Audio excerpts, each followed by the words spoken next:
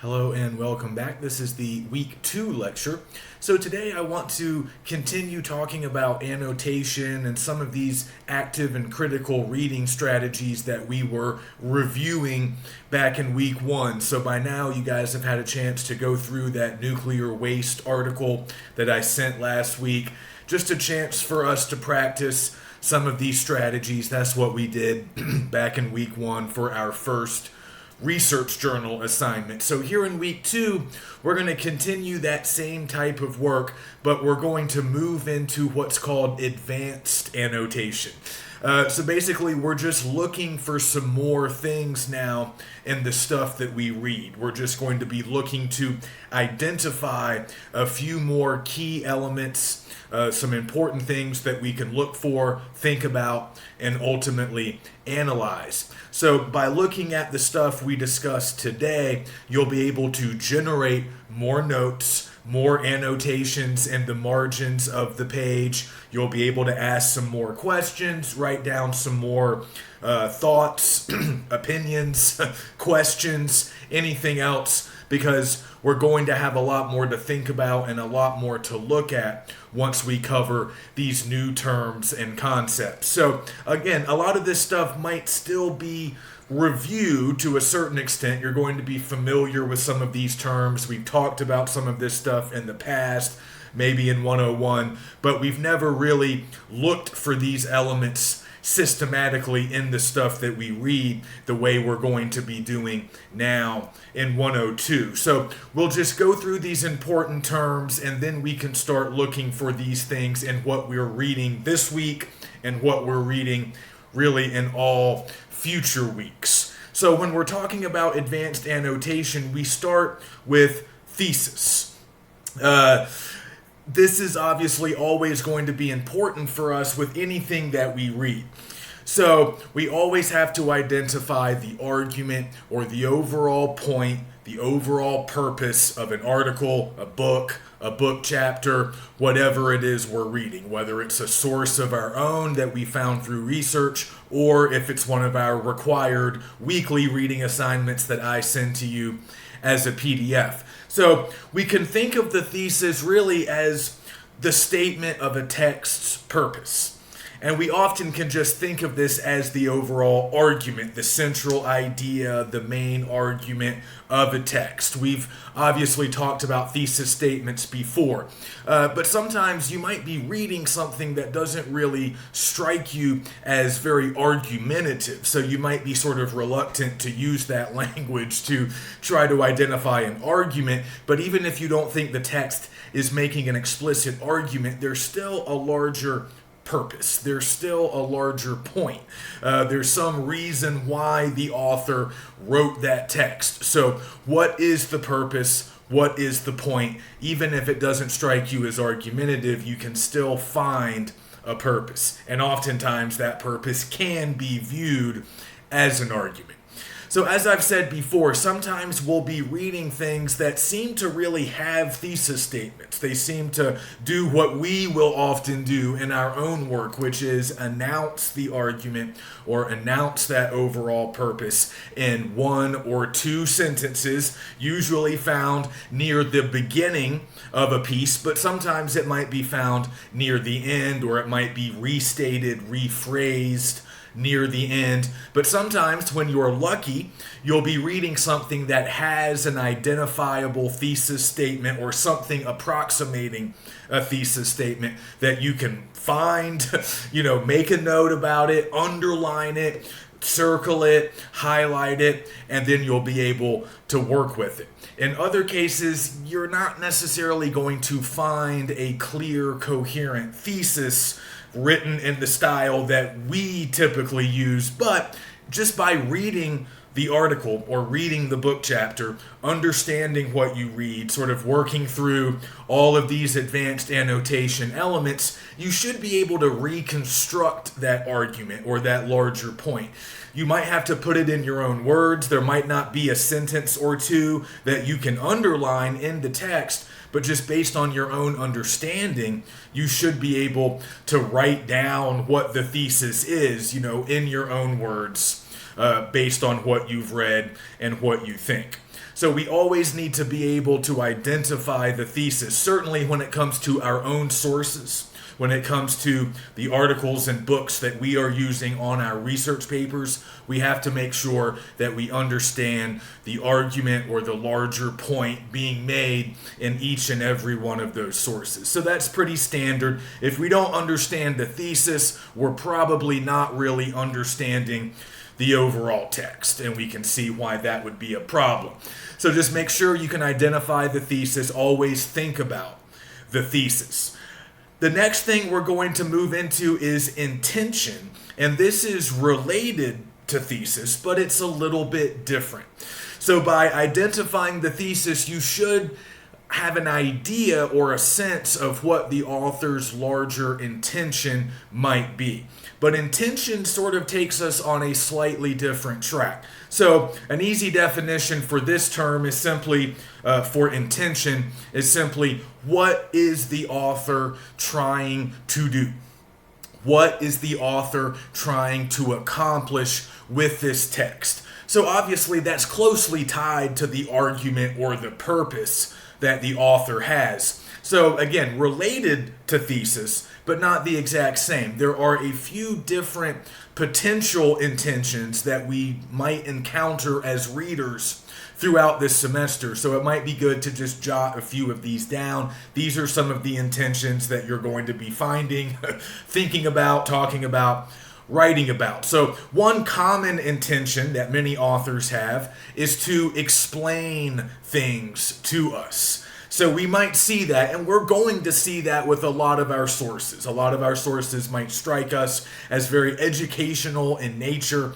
This will often be the case if we're looking at textbooks, certain types of periodicals, maybe documentaries or news programs. A lot of those types of sources are mostly designed to inform or to explain, to make us understand things. So that's fine. That's pretty common. Another common intention would be to analyze or interpret something. So we should be able to tell the difference between an author who is simply explaining something and not really editorializing or offering a lot of opinions or subjective positions of their own. We should notice the difference between that on one hand and something that's more analytical or interpretive on the other hand, because if we're reading something that's analytical, something in which the author is interpreting an event or an idea or something that's happening, then we'll notice the difference, because when somebody is interpreting or analyzing, that means they are arriving at their own original conclusions. So there's an element of opinion there. There's an element of subjectivity whenever we do that. We're not simply presenting facts in this sort of classic journalistic way of sort of, remaining neutral, presenting facts and then letting the audience decide for themselves. It's not exactly what we're doing when we're analyzing. We might still want our audience to arrive at their own conclusions, but at the very least, we're offering conclusions of our own.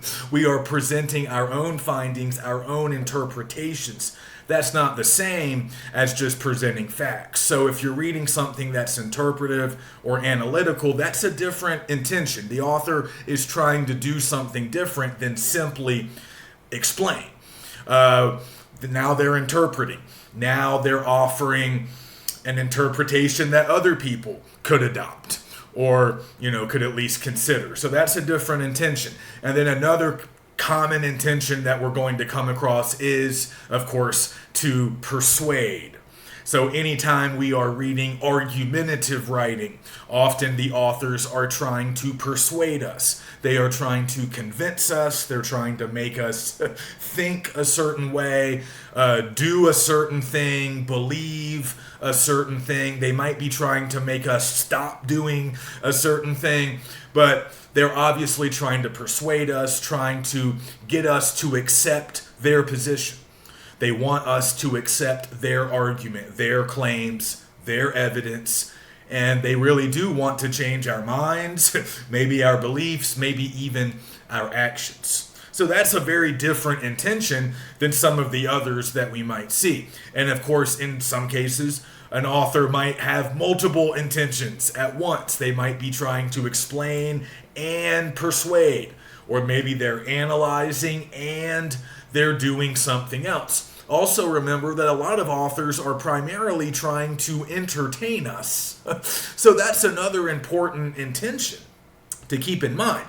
Now, a lot of our sources might not strike us as super entertaining, but a lot of, popular writing, a lot of writing that we might encounter outside of school in our leisure time, a lot of that really is designed to entertain. Popular fiction, is designed to be entertaining, interesting, fun, enjoyable to read. Often when we're doing academic reading, we might not find that intention as often, but when you look at certain newspaper articles, certain magazine articles, even certain books that are meant to be somewhat educational, there can still be humor.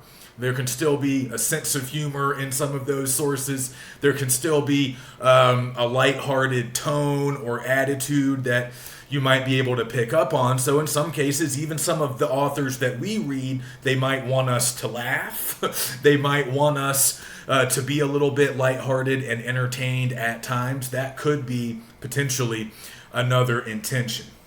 But we always need to at least have some idea about what the author is trying to accomplish. Like, what are their larger goals? And yeah, that's going to be connected to the argument or the purpose that they're trying to establish, but there could be a little bit more to it.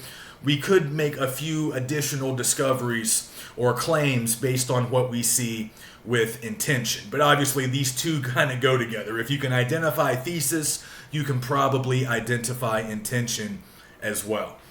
Next up, we have bias. We probably know what this word means, and we probably know that most humans have some degree of bias, even if we are trying very hard to be objective or neutral. We're always going to have certain preconceived prejudices or preferences. That's the definition we're using for the term bias. So we're talking about preconceived prejudices or preferences. Preconceived meaning, that they were come up with in advance, ahead of time, before the reading, before the writing, before the event in question. So these are preconceived notions that often make people a little bit slanted, where it makes us lean one way or the other. It makes us favor one position versus another. And again, we like to avoid bias as much as possible in a research paper, at least really, explicit, egregious bias, but we can't avoid it altogether because we are just humans, right? So all humans have preferences, and unfortunately, we all have some ingrained prejudices as well. And we have to combat those, and we can't always be totally objective. But when we're thinking about our sources, the same logic sort of holds. We're not going to expect all of our sources to be completely objective, completely neutral, although it would be nice if at least some of our sources were trying to be somewhat objective. Again, we know that sort of the traditional goal of journalism is to remain objective, present the facts, let audiences decide. I think most people would agree that a lot of journalism doesn't necessarily work that way anymore. A lot of journalism is sort of partisan. It's either on the right or it's on the left. We have very specific audiences for different news shows or different news channels. So that's very much how it is now. But we still kind of understand that the sort of platonic ideal of a lot of journalism is still to remain sort of neutral, non-biased, and just present the facts, present information as accurately as possible. So if at least some of our sources are trying to do that, that's great. But some of our other sources will have a position. They will be taking a side. They will be on one side versus another. And that's okay. We don't have to throw them out. We just need to know a little bit about the potential bias at work in any article or book that we're potentially using as a source. And sometimes it's not even about having a preference for a particular political ideology or philosophical belief or something like that. It can have a little bit more to do with motivation, maybe intention, and also sort of where the author is coming from, or in some cases, who is funding the author's work, who is the author working for, is the author trying to advance a certain group's interests. And again, even if they are, that might not necessarily be a problem, but it's just something that we should probably be aware of as readers. So one example I always mention, this happened years ago, but it's a true story. I had a student in a 102 class working on childhood obesity. That was her research topic. So she was conducting research about ways to combat childhood obesity in this country. And one of her big sort of points or claims involved fast food. And basically she was just saying young children needed to eat less fast food, which, seemed like a pretty strong claim. But she came across this source over the course of her research that was giving her a little bit of pause. So she brought the source to me because she was a little unsure about what to do with it. It was written by like a scientist or somebody who knew a lot about nutrition. But he was taking this very sort of contrary, unusual position where he was actually arguing. I don't remember the article that well, but essentially he was saying that people sort of give fast food a bad rap, and it's really not as bad as people think. So this, of course, went against my student's argument. So she was like, well, I don't really know. Should I just ignore this because it doesn't line up with what I want to say? Or should I respond to it and say maybe or maybe should I look more into it and change my mind? She didn't know what to do with the source. But then we noticed a little bit something interesting about the author. So she had confirmed right away just by clicking on his name that the author, I can't remember his last name was like Jazowski or something like that, but he was a scientist of some kind, or he had some kind of background in health and nutrition, so he seemed very qualified. She might have even Googled him based on what she was encountering at first, but then we sort of dug into him a little bit more. We found some additional information about him, and it turns out that he had previously worked for the U.S. government. He had previously worked for the Department of Agriculture, which sounded pretty good. We can usually trust information coming from government agencies like that. But then we found out that he was no longer a government employee. He had quit that job, and he had taken a job as sort of like a consultant or almost like a lobbyist for these big agribusinesses, many of which sold stuff or sold, food to fast food restaurants. So essentially he was sort of getting paid by the fast food industry to write stuff that was sort of in favor of fast food. So again, he's still a scientist. He still might have been making some good, accurate claims. So I told the student, you don't have to throw the article out. You can still use it. You can respond to it. You can tell us why he's wrong. You can use it to maybe complicate your own argument or just to sort of represent an opposing viewpoint.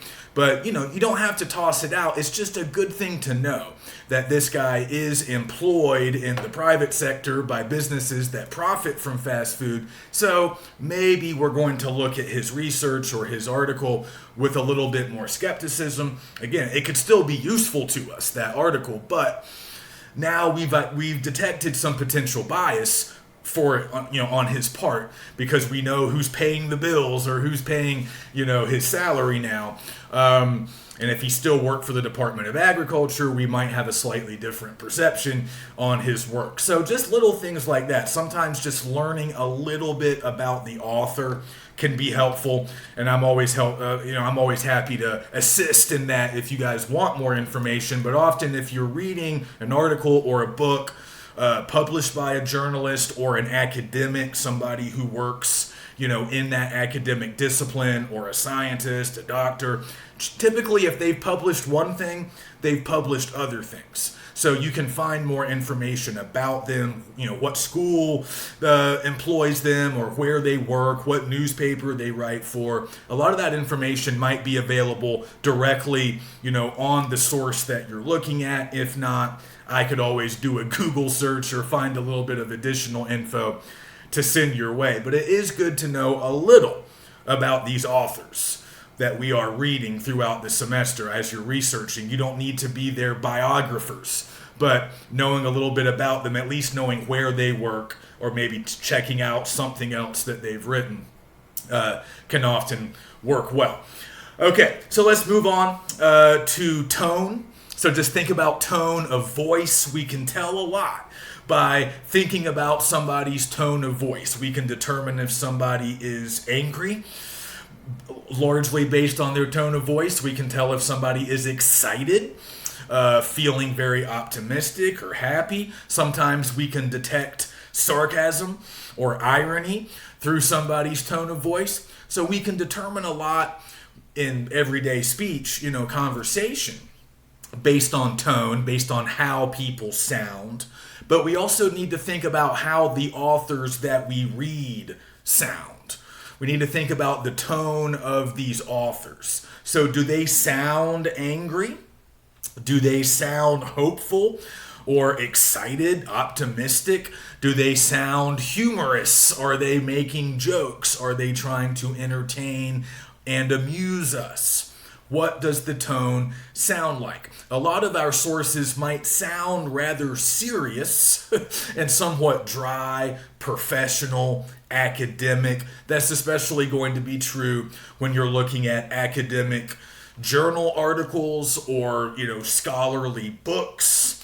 Those are typically pretty serious, pretty dense. They are packed full of information. There might not be a lot of room for humor or entertainment. There's more of a focus on accuracy, facts, and intellectual rigor.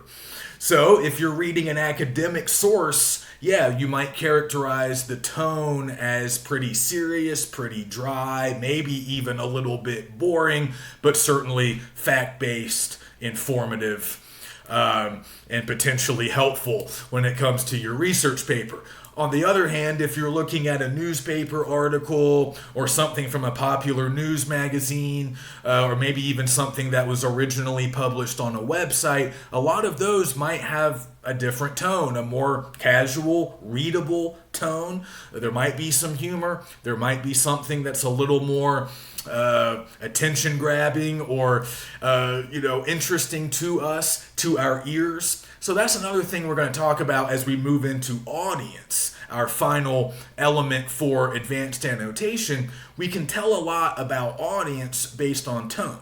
By determining what kind of tone our author has, we can make some assumptions about what kind of audience that author is trying to reach. So if we're looking at that article from an academic journal, which is long, complex, difficult to read, lots of evidence, kind of dry, not super fun, but we see all the info, all the research, all the work that's gone into it, we can assume that that particular source is not intended for what we call a general audience. A general audience is just any literate adult who might be interested in the topic.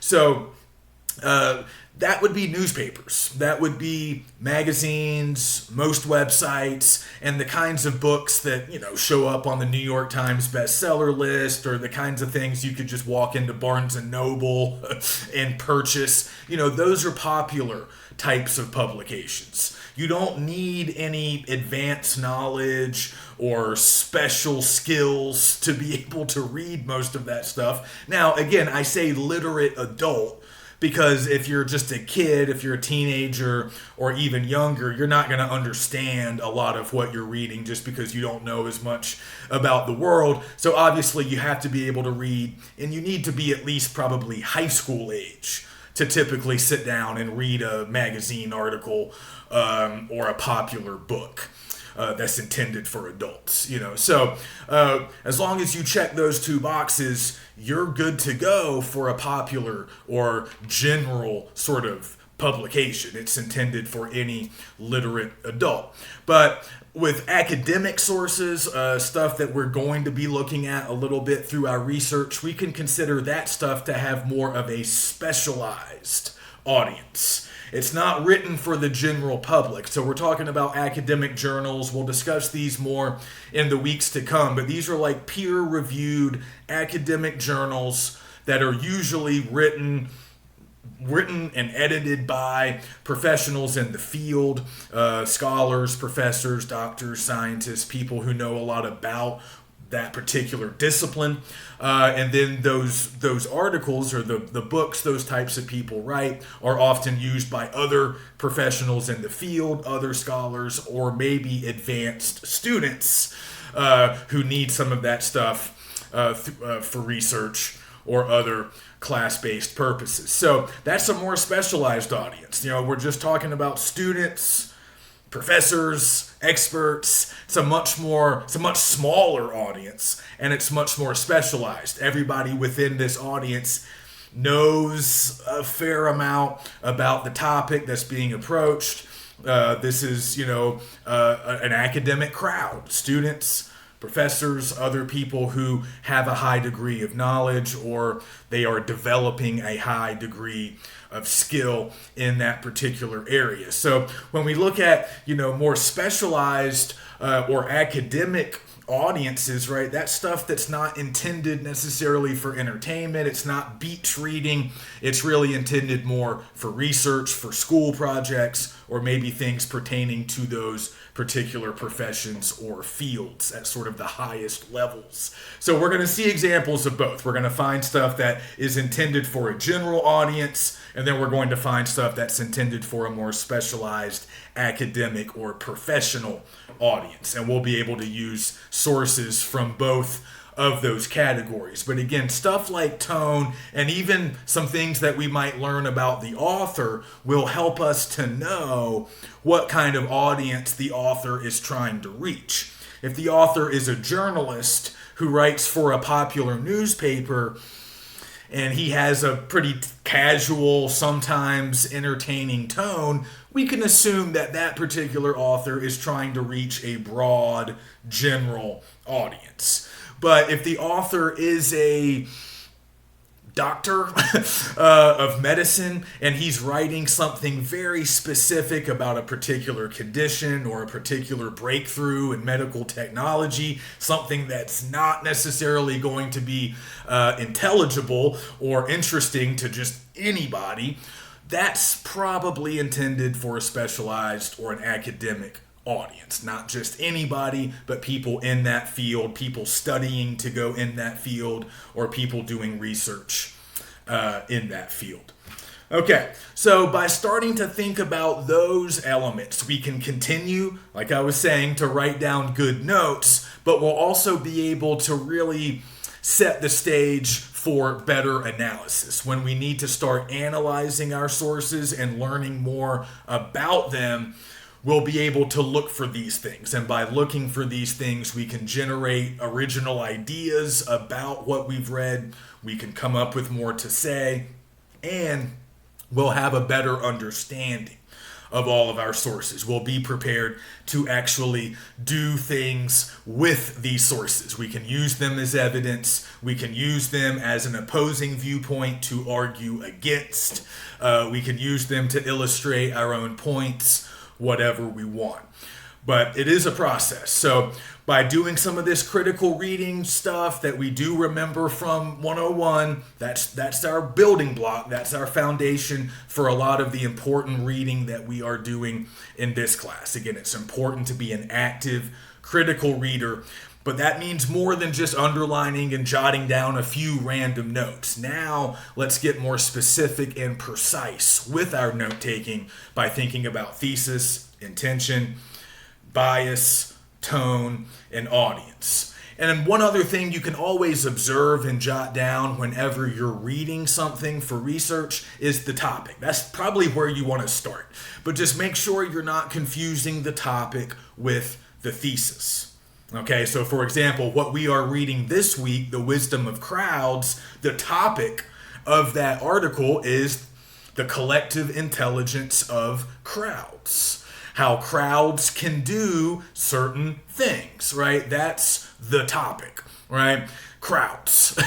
Really, the topic is crowds and what crowds do. But then the author is making an argument about that topic. The author is telling us very specific things about crowds, about their collective intelligence, how they work together, and how they arrive at certain outcomes. So the topic is crowds, but the thesis is a lot more than that. Topics are always broad and usually pretty simple. Oh, this article is about childhood obesity, but the argument is we need to do A, B, and C to stop it, right? So there's a difference there. There's the topic, and then there's the argument that's being made about that topic.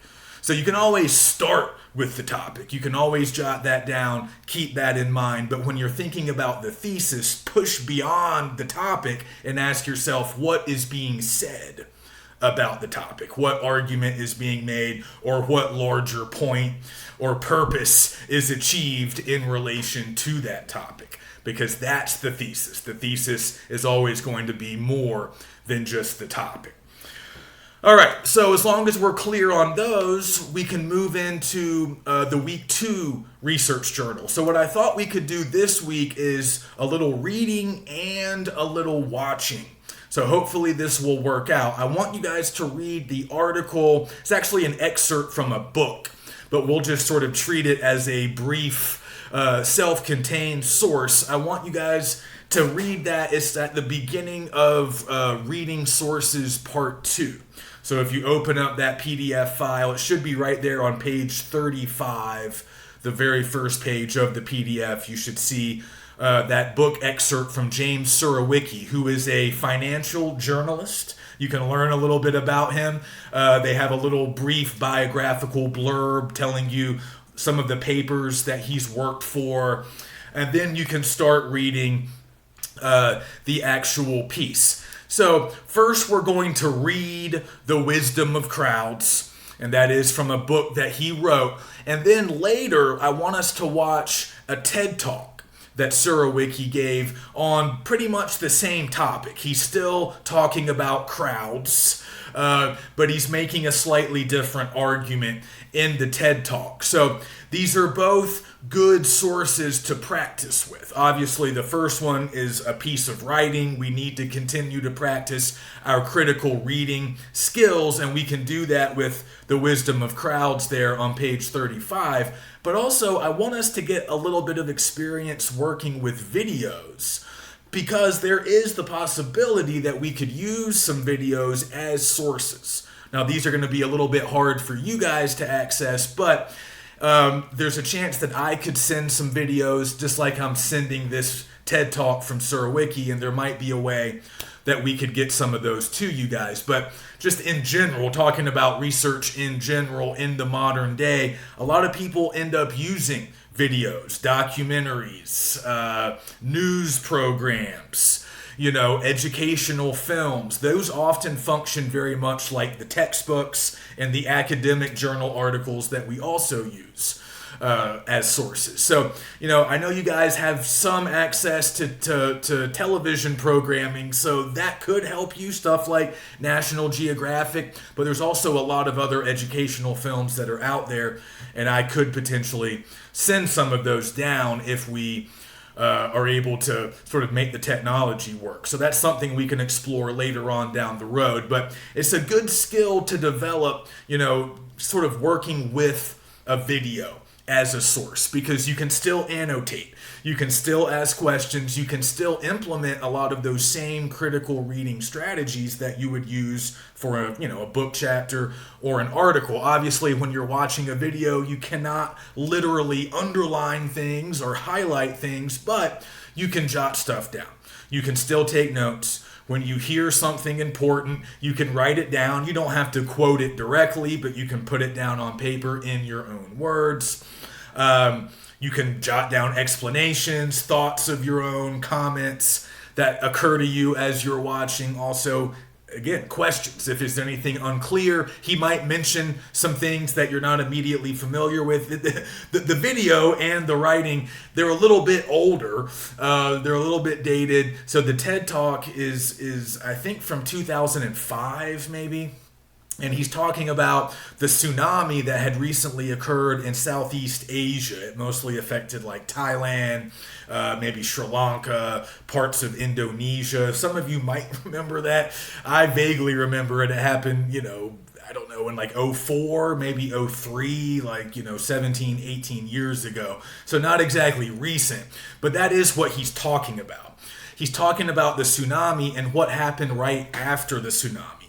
So he's sort of talking a little bit about some early sort of versions of social media. He's very much talking about the internet in that TED Talk. But once again, he's talking about groups, how groups of people can sort of organize and do things in interesting ways. And the internet, of course, plays a big role in that. So that's really what the TED Talk is about.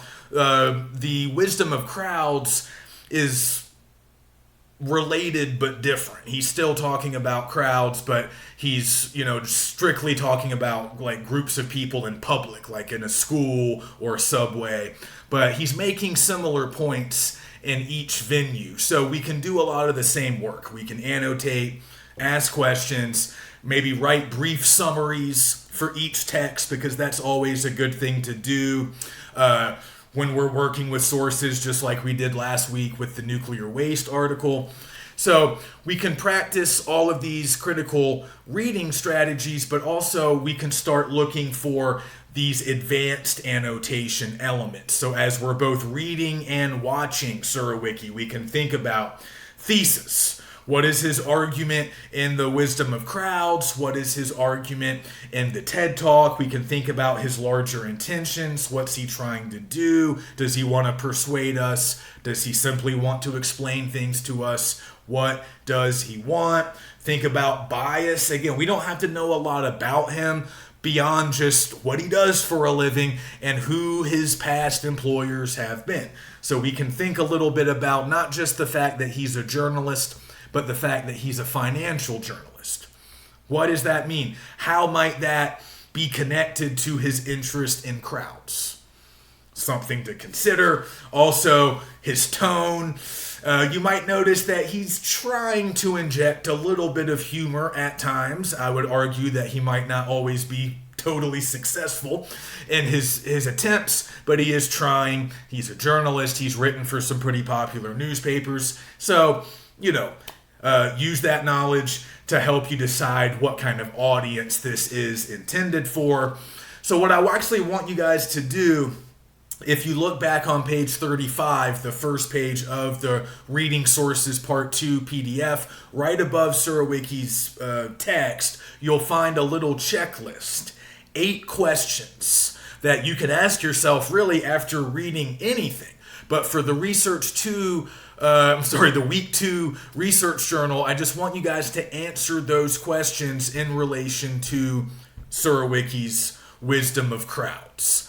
So those questions will give you a chance to reflect on these advanced annotation things and also just think more about the piece. Start to formulate opinions, ideas of your own. And if we were to ever come back to this, we probably will not. But if you were to ever return to these texts, you would be ready to start analyzing based on advanced annotation and your answers to those questions on page 35. So that's what I want you guys to do in week 2. You should have all of your materials soon. So if you have questions, just get those communicated to me. And otherwise, I will see you next week.